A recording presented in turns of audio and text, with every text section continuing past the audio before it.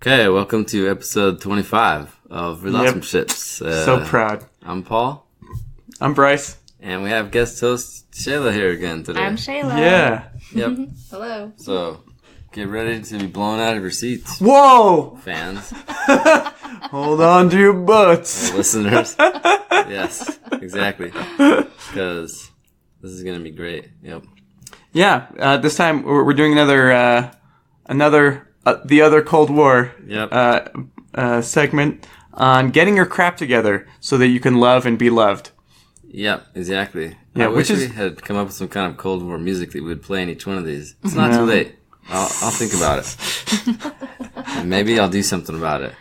And that's kind of what this episode's about. I think you should blame other people. That sounds like a good idea. It's easier. Exactly. Okay. I blame the rest of America, maybe the world. Yeah. So anyway, this topic, it's similar to other stuff we've talked about before. Like we talked about the equation. Finding the right person plus being the right person for to have a good relationship. Yeah. And we've talked about other stuff that's related. But at the end of the day, if you want to be loved, just do nothing. Just do what you've always done.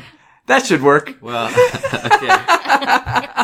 Definitely don't look inward. And if you do accidentally look inward and you find something that you can identify is getting in the way, don't do anything about it. Yes.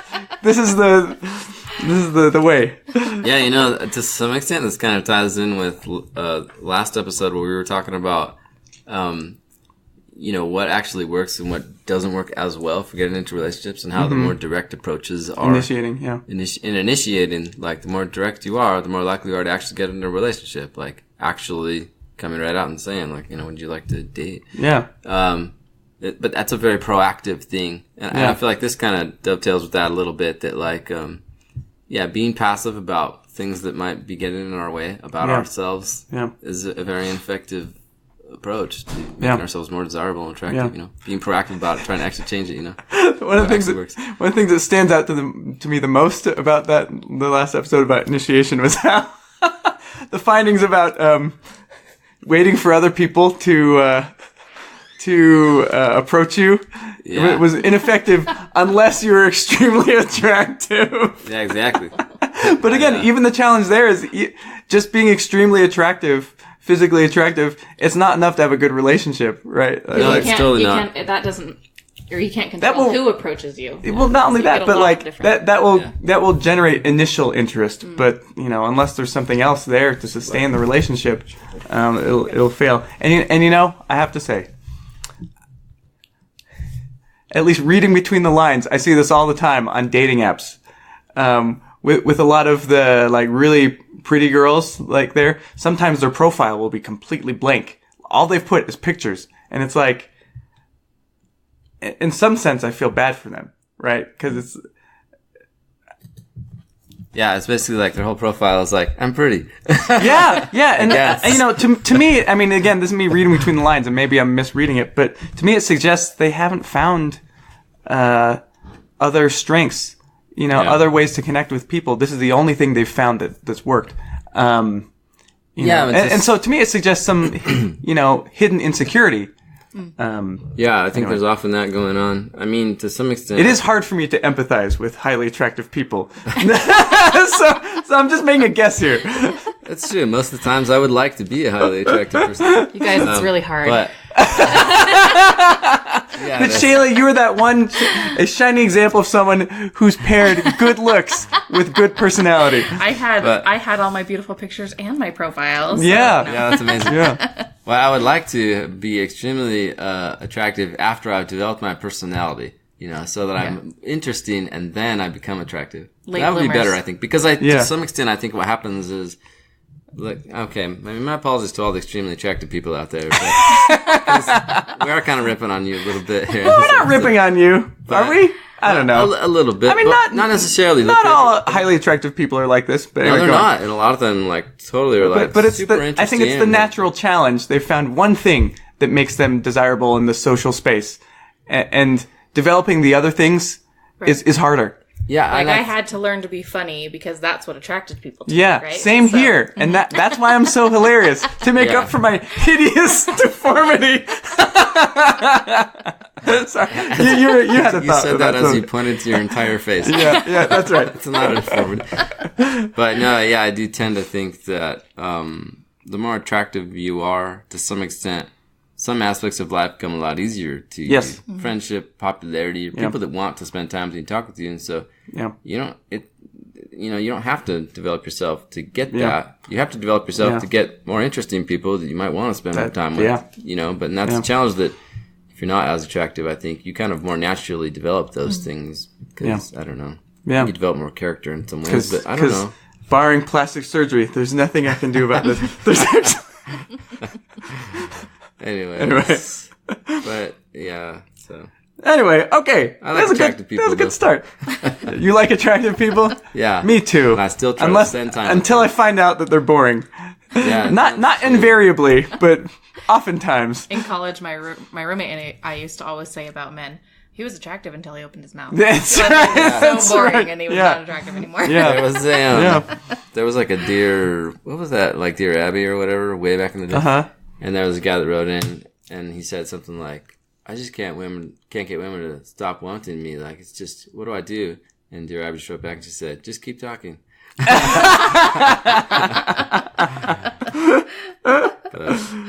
I've experienced that several times too. Like, especially as guys, I think we're initially drawn to physical attraction strongly. Well, we've also, in attractiveness, we kind of got to the bottom of things. Like, women too. It's true. Right? Yeah, it's a good point. It's a complete fallacy to say, women initially look at the inward heart. Heck no. Yeah.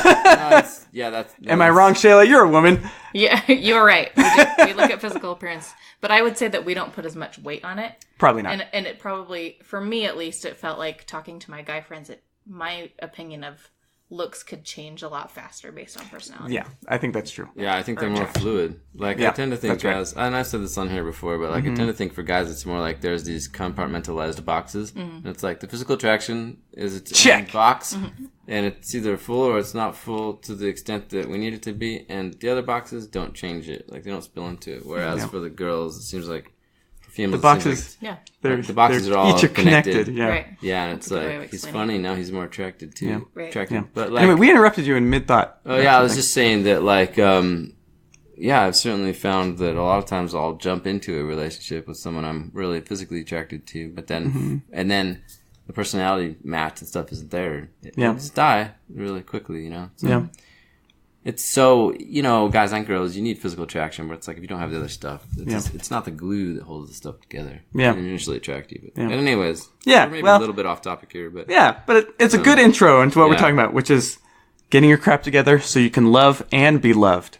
Yeah, that's right. Which I think we didn't talk about. I mean, this isn't planned talking here, but it's fine. I think that includes attraction to some extent. Like, if there is, not that you have to go get plastic surgery or anything, but if you can comb your hair or do something to look a little bit nicer, that's going to help. Yeah. Totally. Absolutely. Yeah. I mean, I know Lisa Snell, she'll talk about this. Like, in fact, who's the This is a dating coach. The dating coach. Yeah, she's a dating coach. And also the matchmaker lady, they set you up with like style coaches and stuff to try to help you dress better. And they'll say too, like, if you're a certain amount overweight, that probably is slowing you down.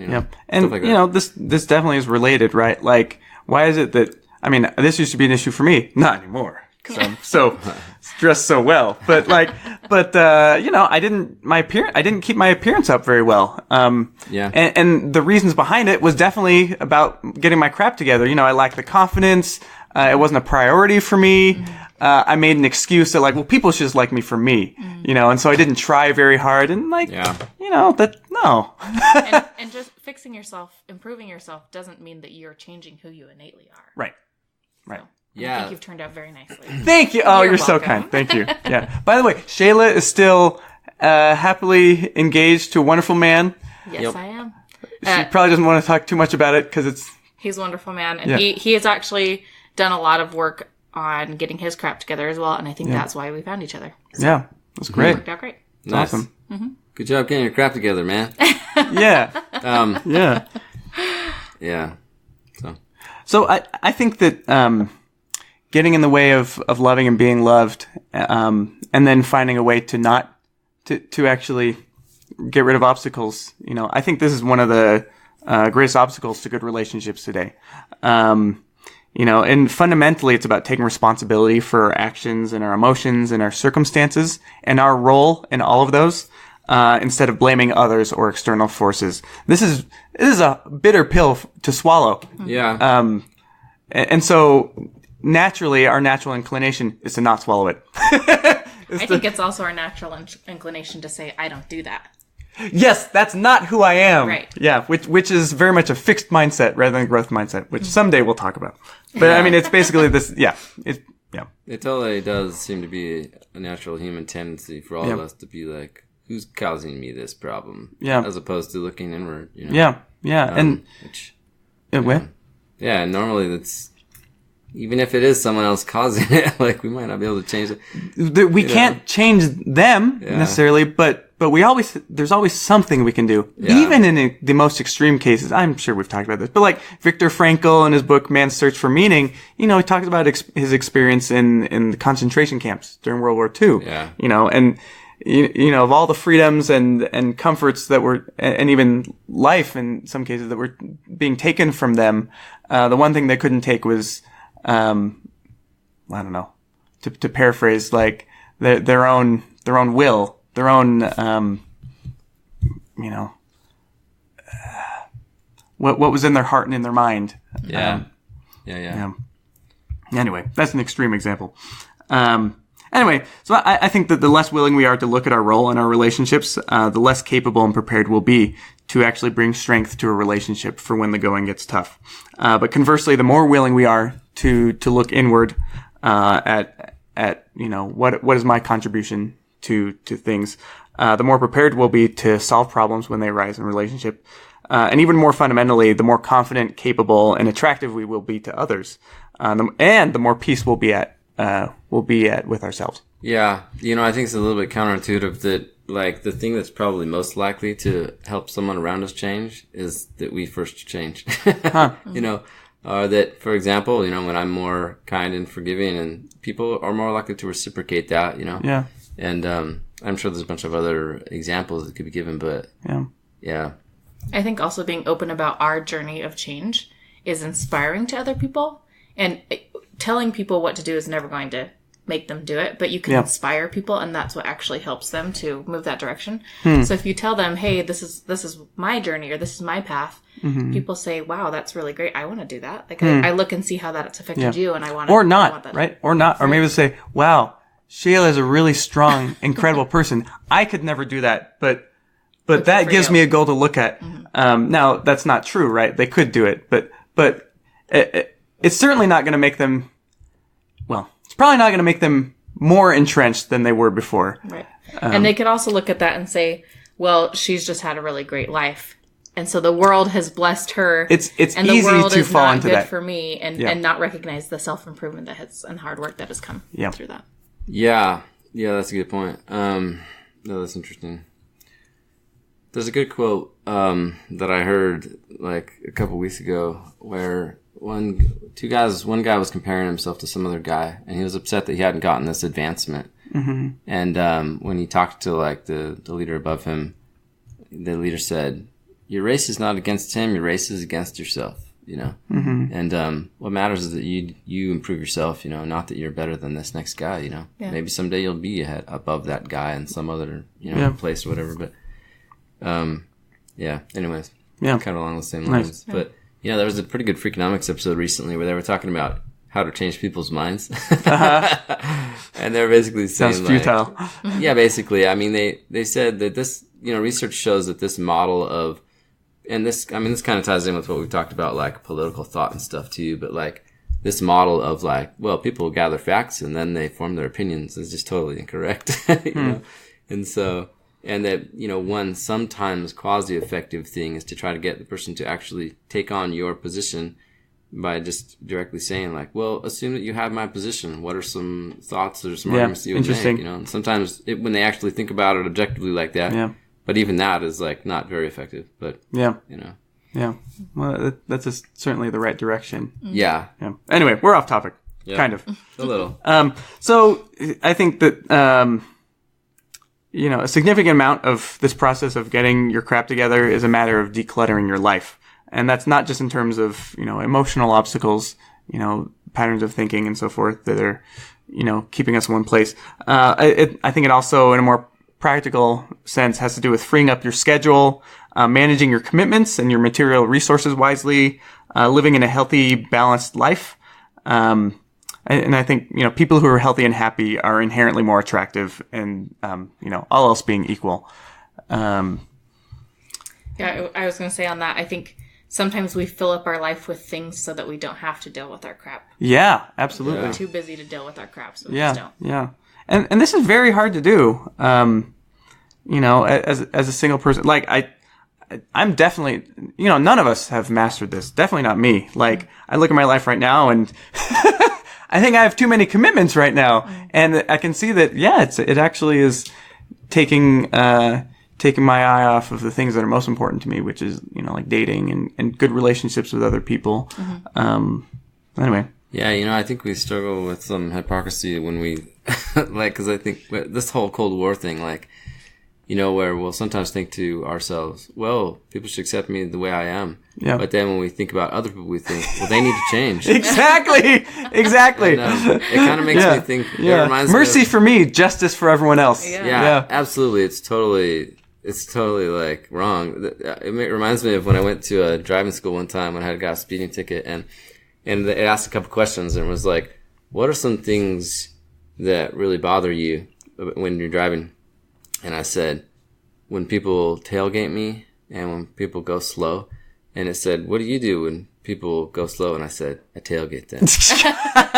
And as I wrote it down, I was like, oh. Okay. I guess, you know, I'm a hypocrite. But yeah, it's true. Anyways. Yeah. So the question arises, well, what can we do about this? And Shayla has this great book. It's called Calling in the One by Catherine Woodward Thomas.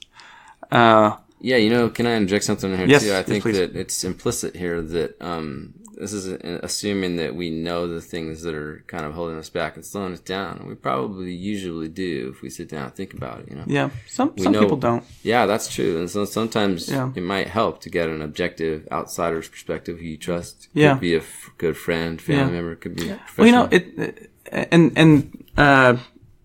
you know, Catherine Woodward Thomas in her book, I haven't read it. Shayla has though, but one of the central themes is that, well, as you related to me, is that, you know, even that we all have wounds. Yeah. Even people who haven't had particularly traumatic things happen to them, just the vicissitudes of life are such that, like, there's pains we've experienced and, you know, by default, we haven't healed from them because that's difficult. Yeah. So, I have some friends who've said, well, I've never had anything really happen to me. And so I don't understand why I can't get married. I have had a great life, but it doesn't matter how great your life has been. There's always something.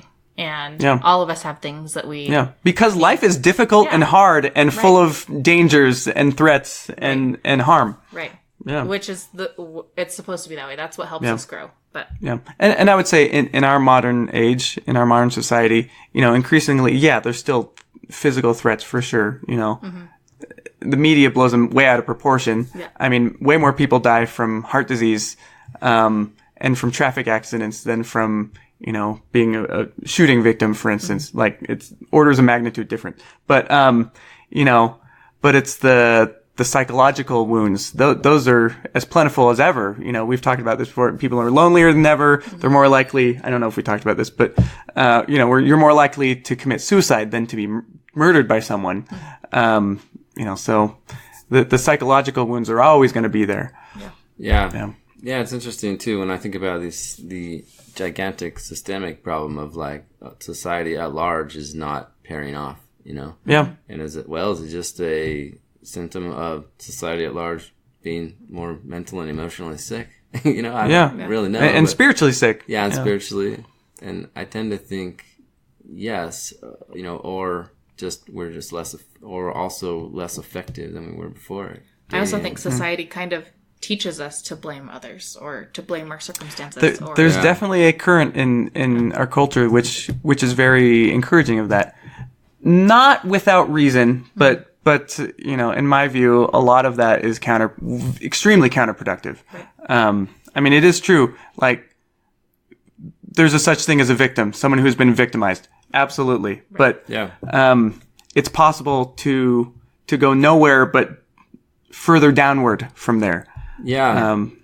So that's true. And it is true that you can go too far in the opposite direction where you're like, this is my fault when something isn't your fault. Right. So that is true as well. Yeah. So, you got to counterbalance that a little bit. Yeah. I also think there are ways, though, with the victim mentality, that you can change your mentality. Like, yes, maybe you were a victim of that bully on the playground or whatever, but you can also tell yourself, but I stood up to that bully, and look how great that's made me. Yeah. And or reframing that. Or it's decades later, I think I'm finally going to stand up in the way I think about myself to the effect they had on me. That bully may have bullied me then, but what am I still doing about it now, 20 years later? To continue that bullying. Right. Yeah. Right. Yeah, usually if you find the bully on Facebook and see how they're doing now,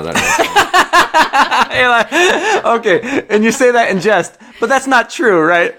Like, well, I just mean like in general. Well, I'm thinking about actually. I mean, Schadenfreude, finding pleasure in other people's misfortune, that doesn't really heal us. It might give us a momentary satisfaction. But. Well, okay, no, but to some extent, you can see that like that person had a crappy life, and their life was still kind of crappy. Okay, and they were probably spreading that crap all over everyone else too, But and they probably. They probably had were a bad bullying life. me because something bad happened to them. Probably. They were bullied and they were just they were probably being bullied as well. There's a great Key and Peele video about this. I posted it on Facebook a while ago. About bullies at school, and where he's being extremely he's extremely self-aware about what's driving his mistreatment of a classmate. And, it's his crummy family life and everything and his insecurities. And then his dad pulls up to take him away from school, and his dad is grumpy too. And he says it's because his wife left him. And every time he looks at his son, it reminds him of his wife. And that's why he's drowning his sorrows in alcohol. And so, anyway. It was clever and on point. Yeah. So anyway, okay. So what to do about it? So Catherine Woodward Thomas in her book Calling in the One, she talks about concept of developing the solid sense of self. Shayla, you're an expert on this. Yeah, I actually this is a topic that I'm very passionate about. I think it's very important to become comfortable with who we are and to love ourselves. And I know a lot of, I don't know if this applies to men as well, but a lot of women don't feel worthy of love. And so you start to attract people who have your same problems and have your same, interesting sense of not loving themselves and have the same low confidence. Yeah. And it's really something that I feel is really important, is to come to love ourselves. And I don't think it's going to help us so much to find the one in the way that Catherine Woodward Thomas calls it, when we figure out who we are and learn to be comfortable with ourselves and to love ourselves. Yeah. Yeah, that's a good point. That's maybe counterintuitive when we say getting your crap together, is that sometimes we mean, well, you need to learn to love yourself. Your crap is not loving yourself. You should improve. You should always be improving yourself. But it is. That's true. But I found that in my life too. I think I've struggled with self-judgment in my life, and I hold myself to sometimes impossibly high standards. And some of my healing that I've had over time has been, it's just been like learning to be kinder to myself, mentally and emotionally.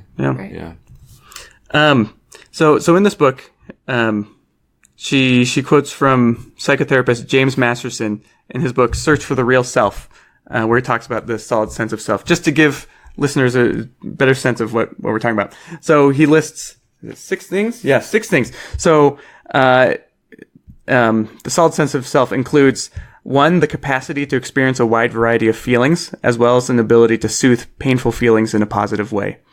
2, the ability to express your thoughts and feelings authentically to another person without too much fear of either being engulfed or abandoned.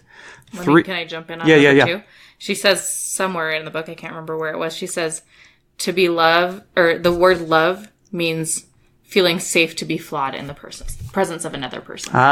Interesting. So not feeling like you guys are going to judge me because of my imperfections. Right. That's very much in line with, Brené Brown's message about, allowing ourselves to be vulnerable, right?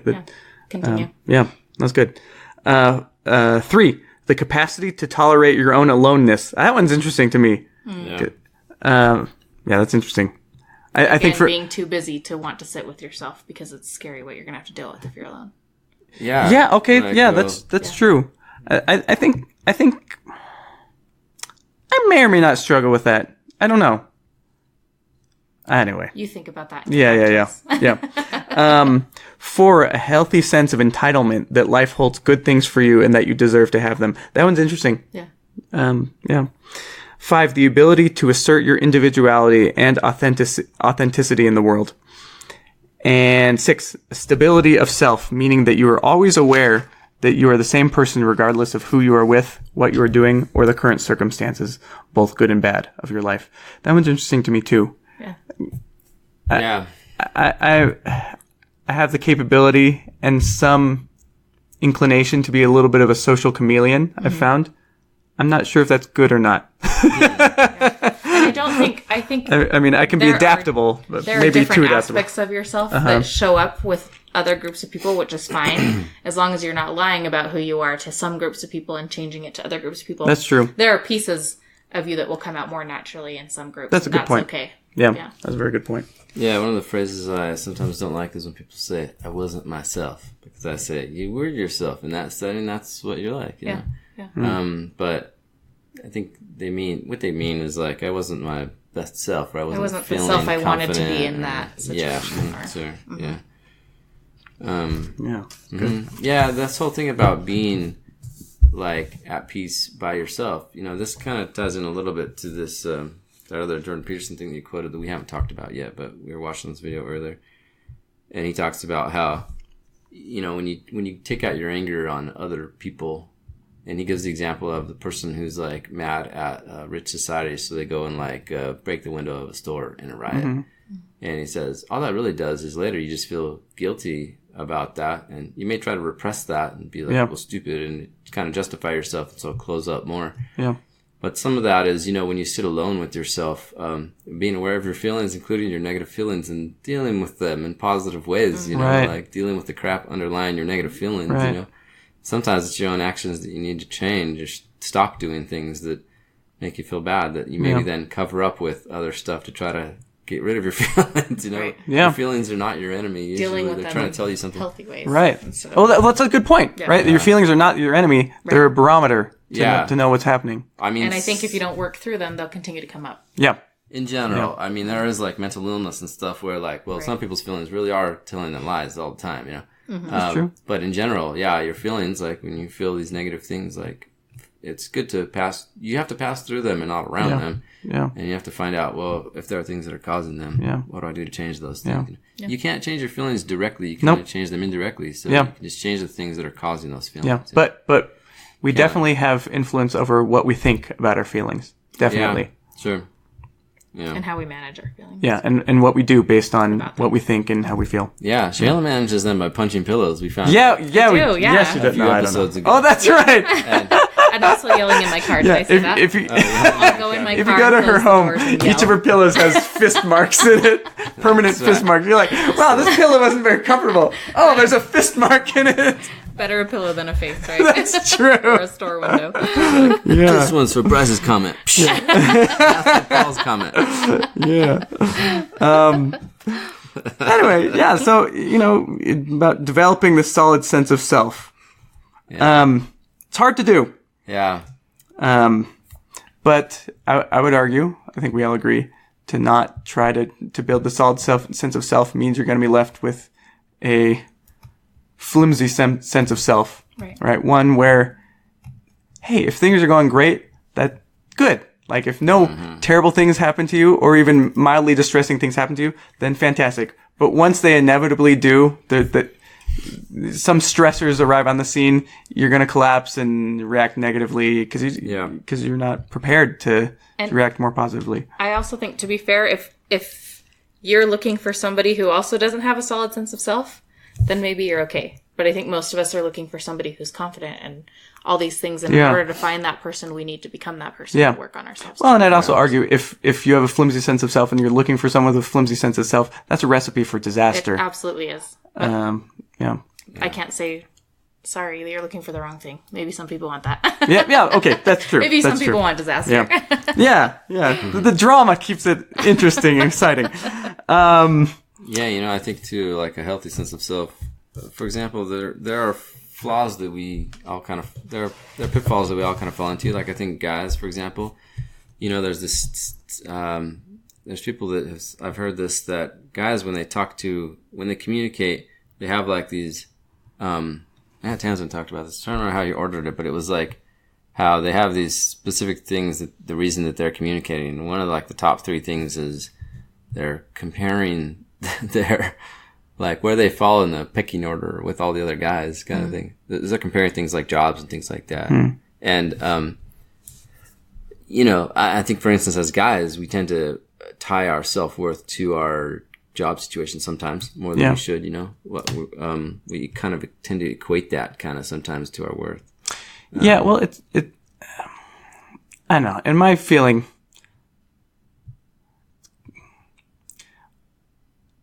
a lot of men's sense of self-worth has to do with their competence.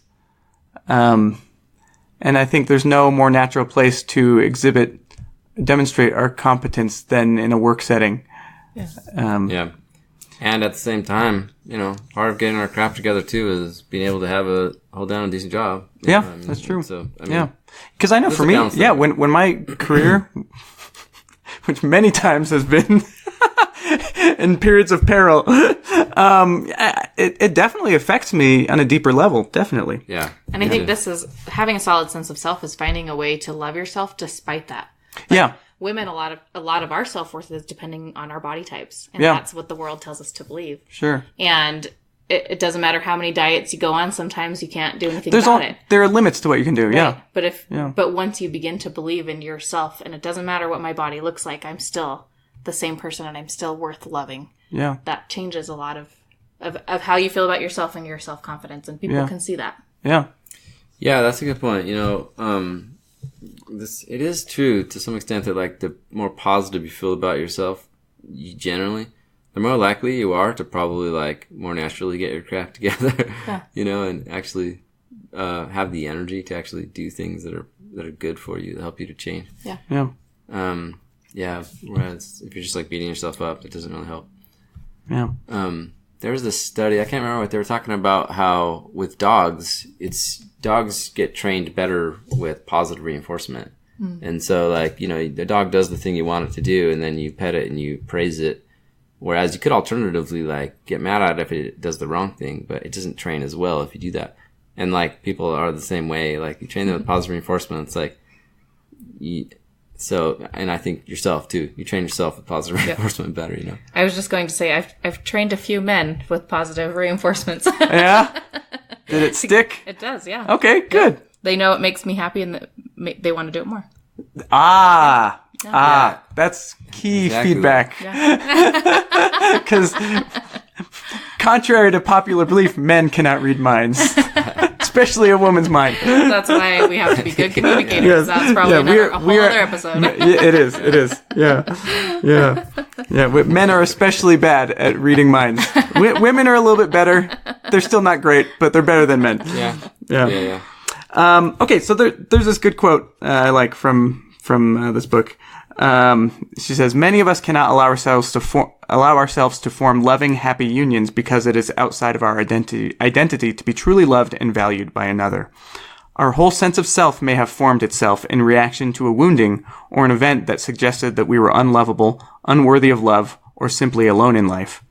In order to bring love into our lives, these constructs of self must be revealed for being just that, constructs, and not the truth of who we are. We must remember that who we are is oftentimes far more vast than our ideas of who we are.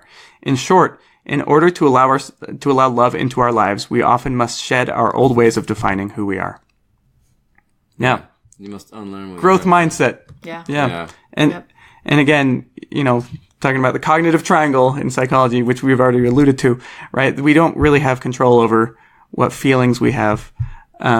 Directly, we don't have control, but we can choose our thoughts, what we're willing to accept mentally, conceptually, And then absolutely, we can control our behavior.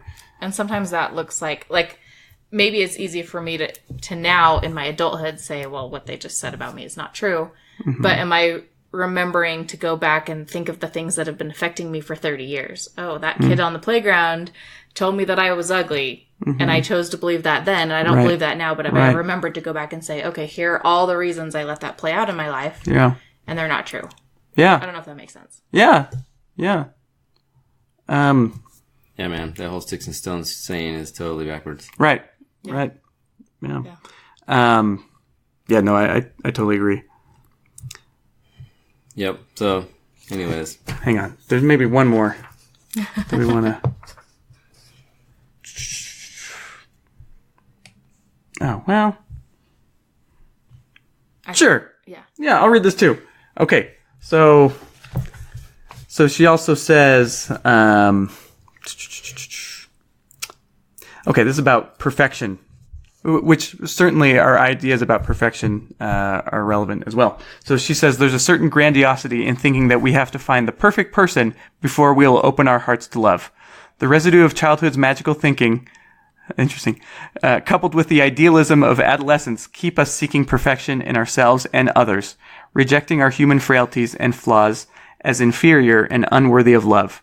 But seeking perfection is actually the antithesis of love. For love, by definition, happens when it is safe to be flawed in the presence of another. Think of those whom you've met in life who seem perfect to you. While we may admire or even envy these people, we rarely love them. It is never our perfections that make us lovable, but rather our shortcomings and our perfectly imperfect imperfections.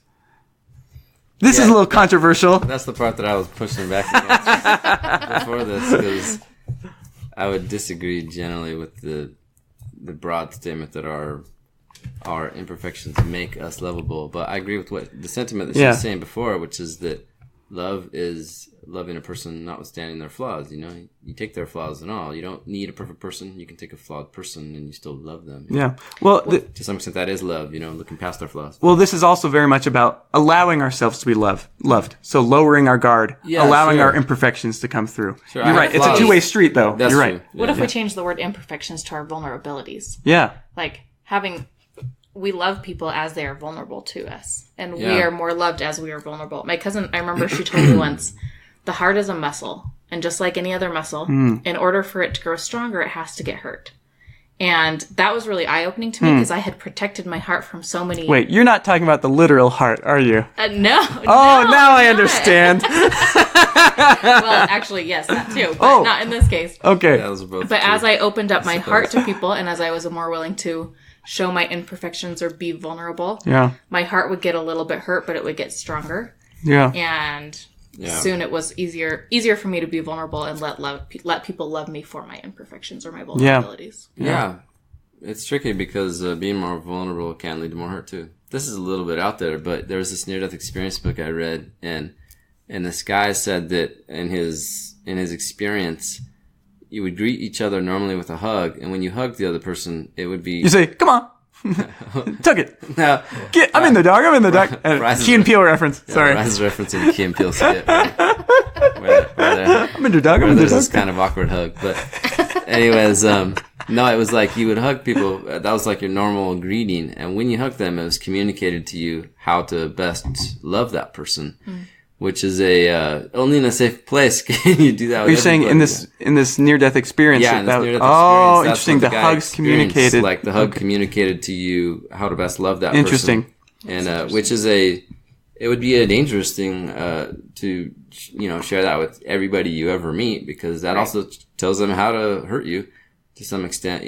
But it is true. Like loving relationships with those in which you feel safer to be vulnerable like that, and you trust that the other person is not going to use that against you and hurt you. There's this really great, it's like the 12 stages of a relationship or something, and it has like you go from stranger to acquaintance to friend to close friend to someone you confide in, all these things, and it talks about how if you...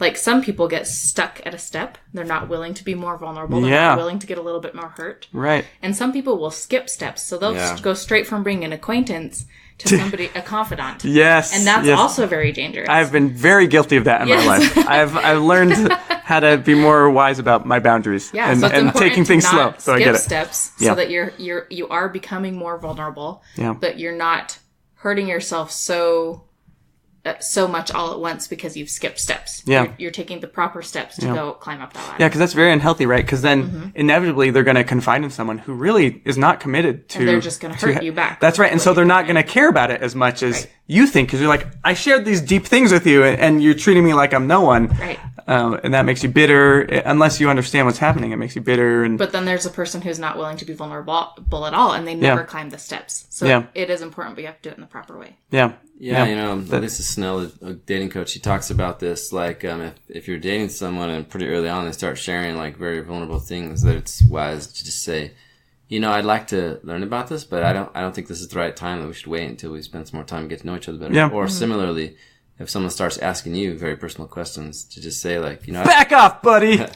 No, just say something like, I don't have anything to hide, but I think that's a conversation for later when we know each other. Whoa! That's a good one. Yeah, I think it is too, because it's smart to not be too vulnerable too soon. You kind of scale that. Because you're imposing too much commitment too soon. I think it will also tell you a lot about that person based on how they react to you saying that. Yeah, exactly. Yeah. Now but you're right. There's the opposite extreme where you never reveal anything. Right. And this overlaps a lot, I think, with the attachment styles, which we still haven't talked about, but which we will someday. You know, that there's anxious, secure, and avoidant. Yep. And anxious people, you know, they want validation. They want to be reassured about the commitment in the relationship. And for avoidance, it's the opposite.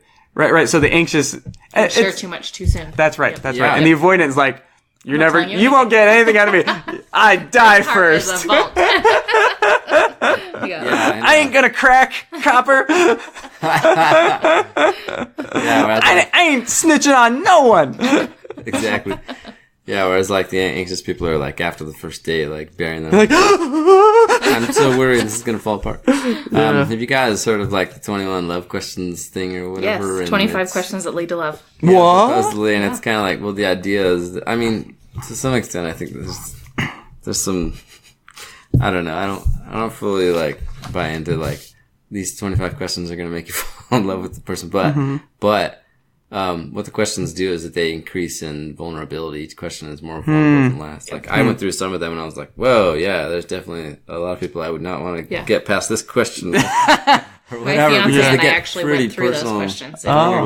Yeah. Nice. Yeah, and then you're supposed to stare into each other's eyes for like a certain number of minutes or something, or like a whole minute. Whoa. And it's supposed to be like, then you're supposed to fall in love. You know? Whoa. I think I have a lot more trust in like the Gottman kind of idea that you know, it's not like you can just take this thing and go pick some person you're attracted to and then you'll be in love at the end of this. Like, that there's a lot of other stuff that goes into what's going to make healthy love, you know, with the person. But it's definitely interesting, the idea that you feel more love as you're safe feeling more vulnerable. So, you know, well, if you're honest with yourself, I don't feel safe going past this question, then maybe that's not the person for you, you know, and if it is, then maybe that's a good sign. Or maybe you just have some more work to do before you can get to that question. Definitely a real possibility. Yeah.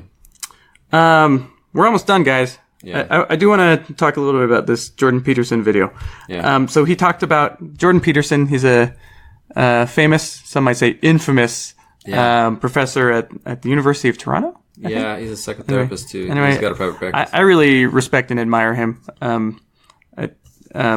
He definitely says provocative things, but anyway. So in this video entitled "Fix Yourself," he talks about having an honest dialogue with ourselves rather than blaming external forces beyond our control. So here's just a few excerpts. So it says, "You can't change other people, but you can change yourself. But it's difficult. It takes courage to change, and it takes discipline. It's much easier and much more gratifying to your basest desires to blame others for your misery. Now, there are people who seem to be consigned to a terrible fate, but most of us aren't. Most of us have a chance to make our lives better. But how? Start small. Ask yourself a few questions." And then he proposes some questions, you know, do I wake up on time?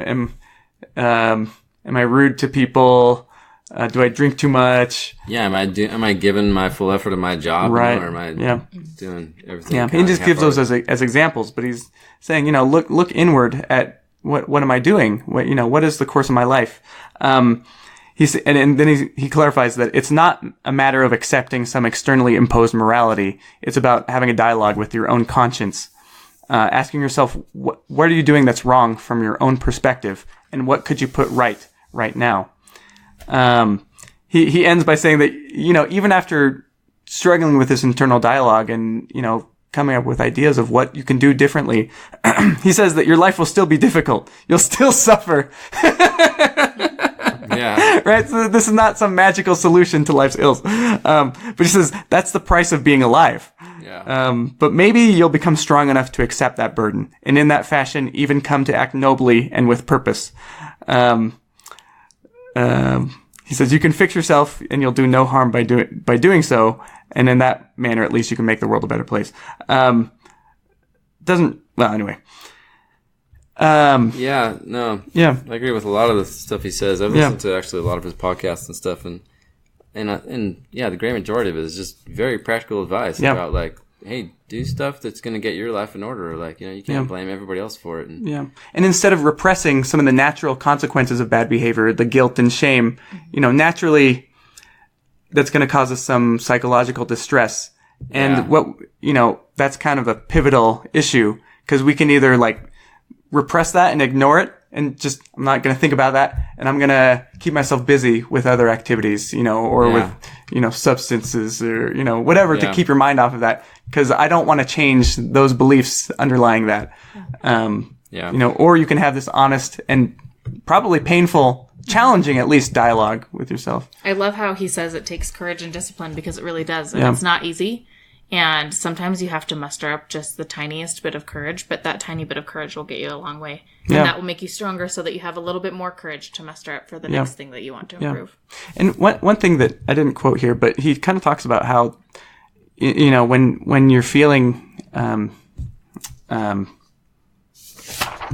take a look.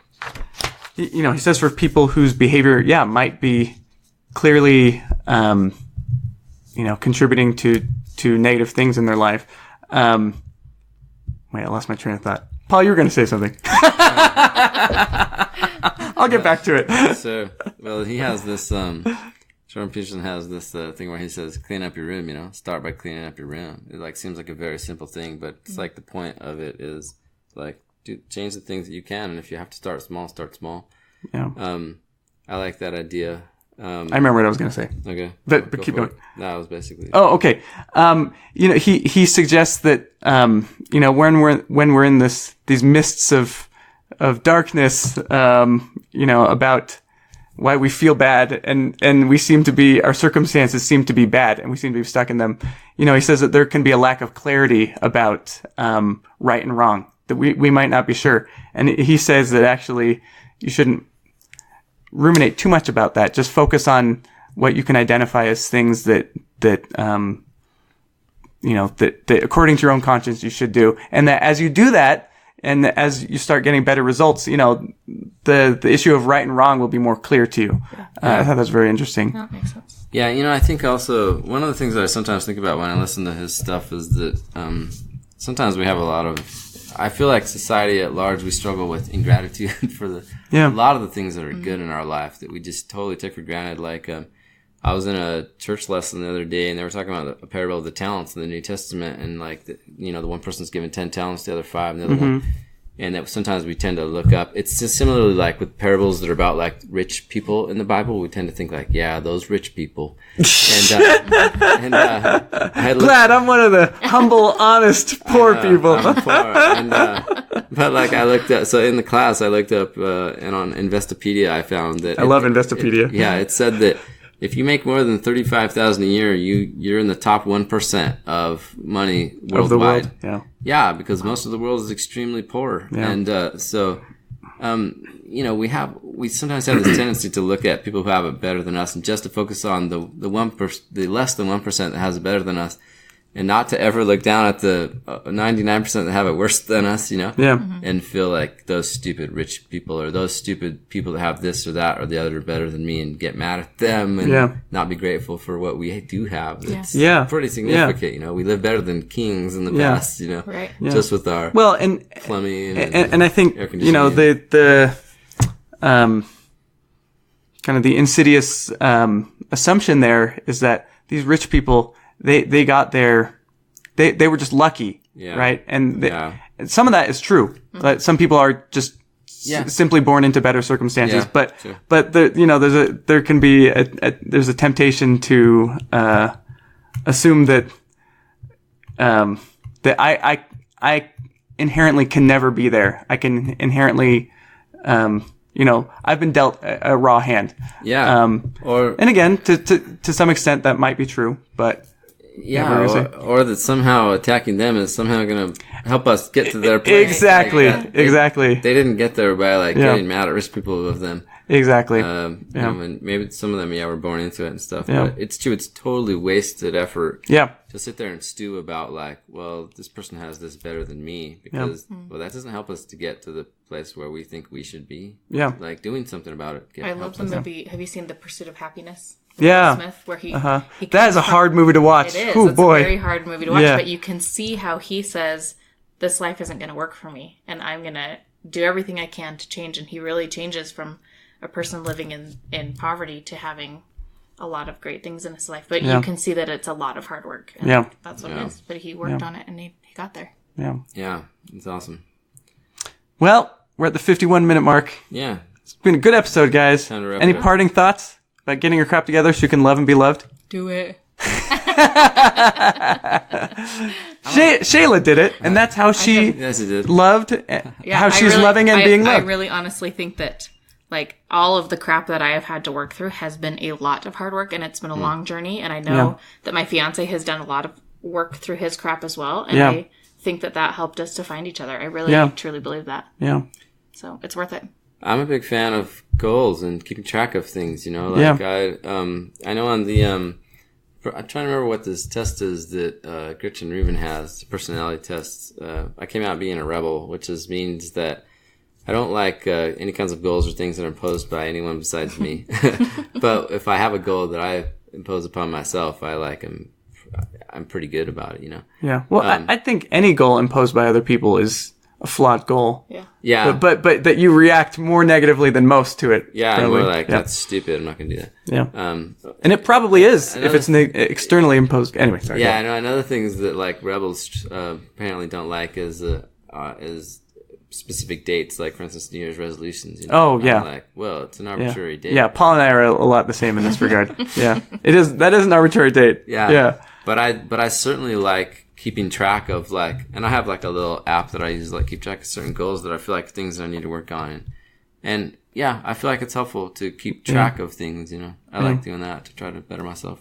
Yeah, it's nice. I got a long ways to go. Yeah.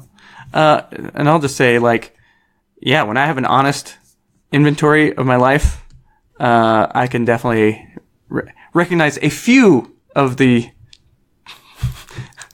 craps in my life that are hindering my ability to love and to be loved by other people. So I do think these are very true concepts. And no matter how much work you do, there's always more crap to work through. Yeah, and and that's not a hopeless thing actually.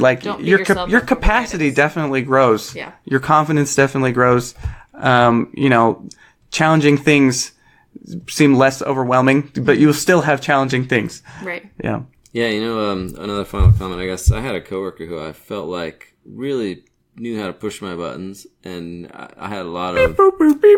Exactly. And I had a hard time forgiving her after the fact. I would struggle with this resentment. But at some point, I did sit down and think to myself, okay, what did I do wrong in this situation? Yeah. And when I kind of thought about it like that, I felt that was the last step in helping me to reach full forgiveness and actually reach out and be hey, I realized where I was wrong here and I apologize. Yeah. She never responded, but to me it was that was the final step in the healing was me realizing, well, what part had I done wrong? We don't always have a part that we did wrong in some of the situations, but in a lot of them we do that we're just not admitting or looking at now. So. Yep. Okay. Well, that's it. Well, thanks for tuning in, everyone. It was great. Thank you, Shayla, for sharing your wisdom and we'll talk to you all next time. See you next time. Bye. Bye-bye. If you enjoyed this episode, please consider subscribing on iTunes or your favorite podcasting app and give us a rating. Thank you.